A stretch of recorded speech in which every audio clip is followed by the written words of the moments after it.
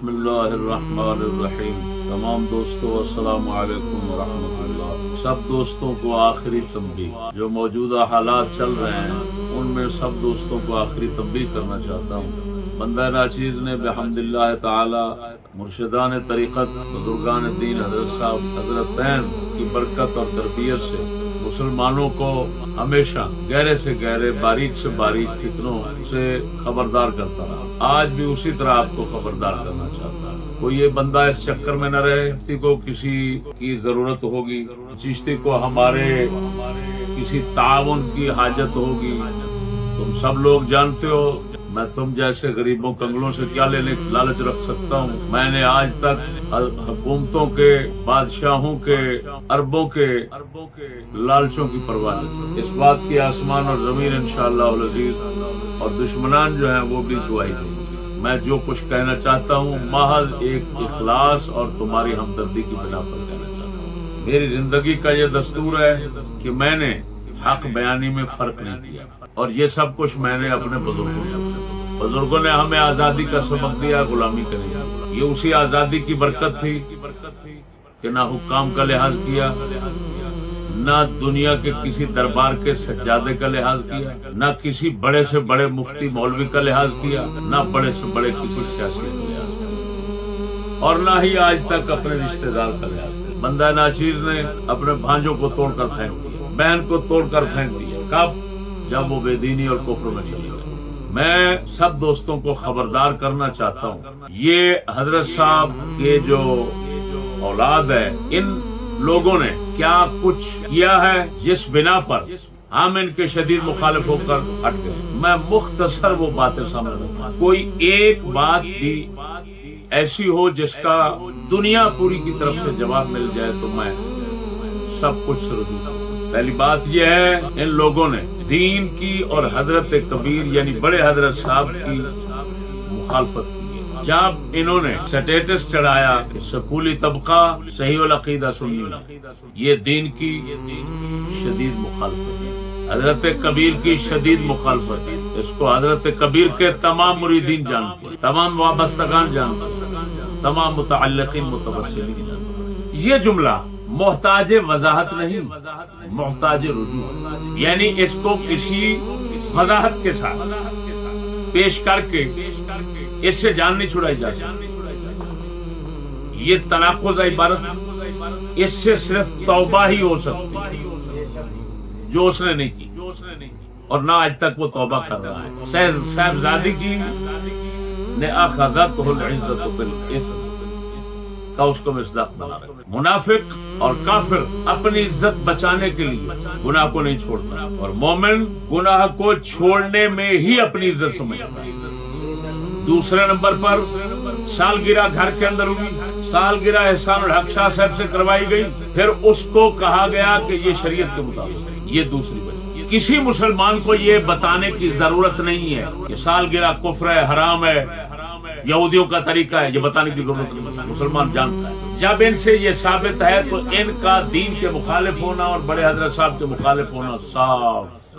اس سے بھی یہ توبہ نہیں کر رہے جس سید زادے سے انہوں نے ظلم کروایا، یہ سالگرہ کروائی، وہ سید زادے اپنے بڑوں کے کہنے پر یہاں پر توبہ کرتے تھے، لیکن اخذت العزت بالاثم پی رڑا ہوا۔ دوستوں نے ابھی مجھے بتایا کہ آستانے کا ایک لونڈا ہے مبشر، اس لونڈے نے ان سید زادوں کو گالیاں دی، اس جرم میں تم نے توبہ کی۔ اب ادب بھی گیا سید زادے کا سب، کیوں کہ گٹھے پیر صاحب کے مخالف ہو گئے، شریعت اور دین اور ابو کے ساتھ، بابا جان کے ساتھ، بڑے حضرت صاحب کے ساتھ ہو گئے سید زادے، اپنے نانا کے دین کے ساتھ ہو گئے، یہودیت چھوڑ گئے، پیر کے کہنے پر نہ چلے، پیر پرستی کو چھوڑ دیا، دین پرستی کو پکڑ لیا۔ اس جرم میں ان سید زادوں کو گالیاں دی گئی ہیں۔ مبشر نام کا لونڈا ہے، اس کا سٹیٹس موجود ہے، اس نے گالیاں دی۔ سنتے جاؤ بے شرمو، وہ بے شرم پیر پرست غلام قوم جو ان خبیثوں کے ساتھ وابستہ ہو، سنتے جاؤ میں کیا کہہ رہا ہوں۔ کل خدا کی بارگاہ میں تم نے پیش ہونا اور حضرت صاحب کی بارگاہ میں پیش ہونا ہے۔ اگلی بات، انہوں نے حضرت صاحب کو تکلیف دی، پرلے درجے کی، اپنے باپ کو کہا دشمن حسین۔ کیوں کہا؟ انہوں نے مجھے لکھا دشمن حسین، اور حضرت صاحب بار بار میں جاتا تھا تو آپ فرماتے تھے ہمیشہ یہی یزید کا مسئلہ اٹھانے کے بعد فرماتے تھے میرے چشتی کا عقیدہ صوفیہ کا ہے، چشتی صاحب کا عقیدہ صوفیہ کرام والا، تو وہ تو اس کو صوفیہ کا عقیدہ کہتے رہے، تمام اولیاء کا۔ انہوں نے کہا دشمن حسین مجھے، تو ابا بھی دشمن حسین ہو گیا اور تمام صوفیہ بھی دشمن حسین ہو گئے۔ ان خبیثوں کے ساتھ اب رہنا کسی خبیث کا کام ہو سکتا ہے، کسی مسلمان، کسی غیرت مند، کسی دین پرست کا کام، کسی باادب حضرت صاحب کے وفادار کا کام۔ یہ تمام کام یہودیت کے موافقت کے ہیں جو ان سے منظر عام پہ آ چکے ہیں۔ اس کے بعد عجیب بات سنیں، وہاں کا ایک لڑکا یہاں پڑھنے کے لیے آیا ہے، وہ بیٹھا ہوا ہے، ادھر آ بیٹا، ادھر آ۔ یہ لڑکا ادھر سے آ رہا ہے، یہ لڑکا ہے، یہ کل آیا تھا، یہ جلال پور پیر والے کا لڑکا ہے، یہ وہاں 2 مہینے پڑھتا رہا ہے۔ اس نے خود کہا، میں نے اس سے پوچھا کہ یار بتاؤ وہاں 2 مہینے رہے ہو تو کیا دیکھا؟ انہوں نے کہا کیا دیکھا میں نے، کا دین ہے وہ نظر نہیں آتا۔ پھر اس نے سنایا کہ محمد رضا نے وہاں پر ہمیں جمع کیا اور کہا کہ بابا جان کو میں نے جاگتے ہوئے دیکھا ہے، اور انہوں نے مجھے کہا یہاں 3 کام ہو رہے ہیں، ایک لڑکے چھوٹے لڑکوں اور بڑوں کا آپس میں میل جول رہتا ہے، دوسرا ٹچ موبائل بہت چلتا ہے، تیسرا یہاں پر ہر کسی کو مرتبے کی فکر ہے کہ میرا مرتبہ بلند ہو جائے، میں آگے حضرت صاحبزادے کے آگے ہو جاؤں، میں آگے ہو جاؤں، میں آگے ہوں، جتنا جھوٹ بولوں، جتنا اس کو راضی کروں، اتنا میرا مقام بنے گا۔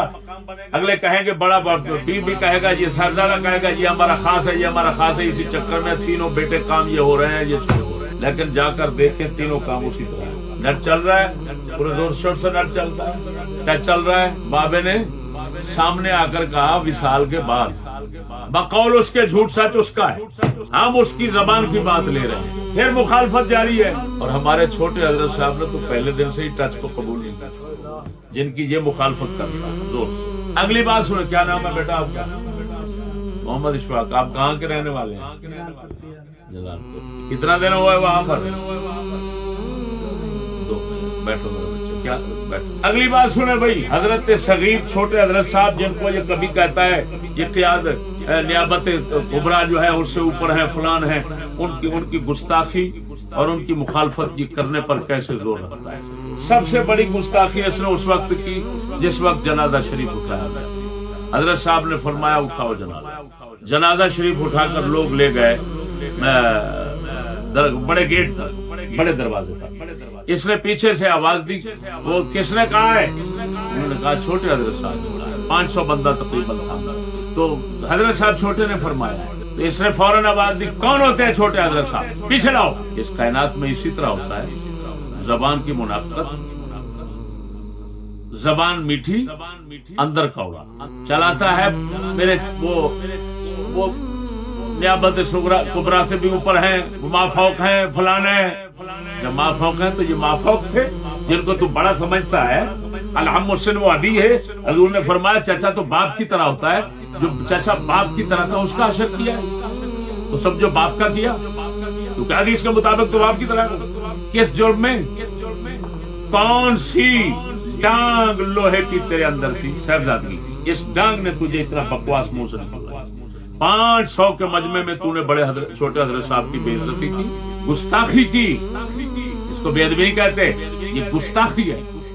کون آتا ہے فلاں؟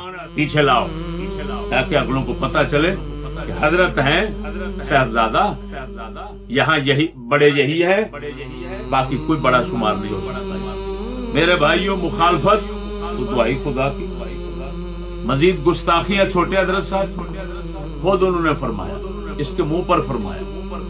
علی پرشی یہ جب لڑکے آیا، انہوں نے فرمایا یہ تو میں گھنٹہ گھنٹہ فون کرتا ہوں، اس کے جو ساتھ والے لڑکے ہوتے ہیں وہ مجھے کہتے ہیں صاحبزادہ صاحب گفتگو کرتا ہوں، ٹھہرے۔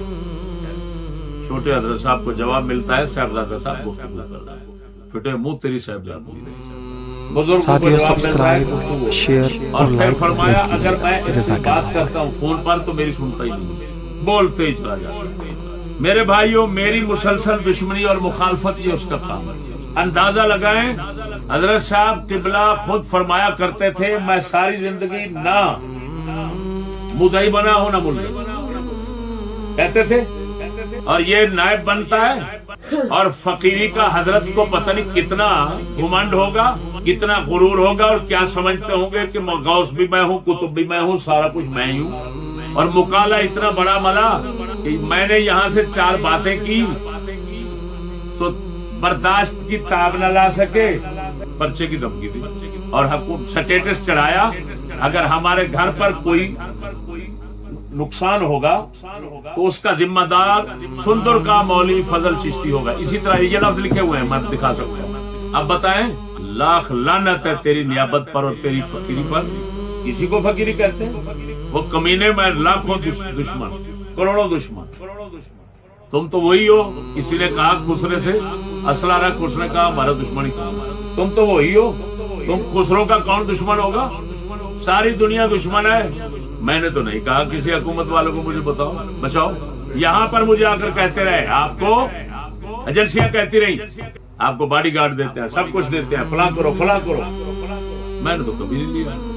اللہ کے فضل سے بیٹھا ہوا. میں کسی حکومت والے سے نہیں کہوں گا کہ اگر میں مر جاؤں تو فلاں کو پکڑ لینا، فلاں کو پکڑ لینا. میں دشمنوں سے کیوں کہوں؟ ایک دشمن چھوٹا مار گیا تو بڑے سے کہوں تم پکڑ لینا. کیوں؟ ٹھیک ہے، وقت آنا ہے تو آ جائے گا. بس یہ بغیرتی مجھ سے نہیں ہوتی، تم بغیرت ہو. عجیب توہین اور گستاخی کے الفاظ بھونکتے اور پھر کہتے ہو میرے استاد محترم ہے. شرم نہیں آتی؟ منافق تجھے. بھونکتے کیا کیا لفظ ہو. مجھے کہتے ہو اول فول بکنے والا، مجھے کہتے ہو بکواسی، فضولیات بکنے والا، فلاں فلاں، اور پھر طریقے کے ساتھ کہتے ہو میں یہ بھی کہہ سکتا تھا، یہ بھی کہہ سکتا تھا. کہہ بھی دیتا اور پھر کہتا ہے کیسا. کمینے، تو میرا شاگرد ہے. او گٹھو، تو میرا شاگرد ہے، میرا استاد نہیں. گٹھو میں حاشیے چڑھاتا ہوں کتابوں پر. تیری عبارت نہیں سمجھ سکتا میں. ابھی جو سٹیٹس پڑے ہوئے ہیں سب یہ محفوظ ہے ہمارے پاس. اگر کسی درویش کے دل میں ضمیر ہے، دین ہے، ایمان ہے، بڑوں کا ادب ہے، حضرت صاحب کی فکر ہے تو وہ پڑھ لے، اور پھر ان کے ساتھ جو رویہ بعد میں رکھے گا. میں اب کہنا چاہتا ہوں درویشوں سے، خانے وال کے کس ساجد نے کہا ہم ادھر جائیں گے. ساجد بتا، تو جب مرزائیت میں تھا اور ہر طرف کفر میں تھا تو رضا کی تقریر نے تجھے ہدایت دی تھی یا ناچیز کی تقریر نے تجھے ہدایت دی؟ بس اتنا. اب مجھے معلوم ہے تو کیوں ادھر جا رہا ہے. تیرا بھانجا ادھر ہے. تو میں پوچھتا ہوں تیرا دین ایمان ایک لڑکے کے ساتھ ہے؟ یہی بھانجا تیرا سکول میں جائے، ادھر ادھر جدھر چلا جائے تو ساتھ ساتھ چلتا جائے گا. اگر تو نے ہدایت کے ساتھ رہنا ہے، دین کے ساتھ رہنا ہے، تو ثابت کر دے یہ دین کے ساتھ. لودھرا کے کوئی رانے ہمارے، میں ان رانوں سے کہتا ہوں رانے بتاؤ تو صحیح تجھے دین ہم سے ملا یا رضا سے ملا؟ اور رضا نے جو دین دینا شروع کیا وہ حضرت پاک کے وصال کے بعد دینا شروع کیا، اور جو وہ دین دے رہا ہے اس کی کچھ حقیقت میں آپ کو سنا. پہلے پھر اپنے لڑکیوں کو سکول میں ڈال کے آنا، پھر یہاں ان کے آستانے پہ، ان کے عرس پہ آنا. خبردار، میں سب سے یہی کہہ رہا ہوں، جن کے لڑکے وہاں پڑھ رہے ہیں وہ فوراً نکال لیں. اگر حضرت صاحب کے بنتے ہیں، اگر دین کے بنتے ہیں، اگر کسی صاحبزادے کے خفیہ بردار بنتے ہیں تو بنتے ہیں. وہ میں کچھ نہیں. بے ضمیروں صرف مجھے اتنا بتا دو، یہ 35 سالہ محنت کا نتیجہ یہی دے رہا ہے. تمہیں 35 سالہ حضرت صاحب نے دین بیان کیا، ہم نے دین بیان کیا، دیکھ چکے دین کی حضرت صاحب کی شدید مخالفت اور ان کے ساتھ شدید منافقت. کبھی پاؤں آگے ہے، کبھی پیچھے ہے، کبھی مرتبان کی طرح کبھی آگے کبھی پیچھے. بڑا ٹنڈا جو ہے وہ بیٹھ جاتا ہے اور پھر کہتا ہے میٹھے میٹھے الفاظ بول کر، جن کے اندر اندر میرے اوپر خنجر چلاتا ہے، اور حضرت صاحب چھوٹوں پر اندر اندر سے ایسے لفظ بھونکتا ہے کہ جو گولی کی طرح لگتے ہیں، اور چھوٹوں سے کہتا ہے شاباش. وہ سٹیٹس پڑے ہوئے ہیں، چھوٹوں سے ہر بکواس کرواتا ہے اور خود آگے بیٹھ کر چھپا رہتا ہے. کمینے ہم تمہاری بدماشی کو نہیں سمجھ رہے کیا؟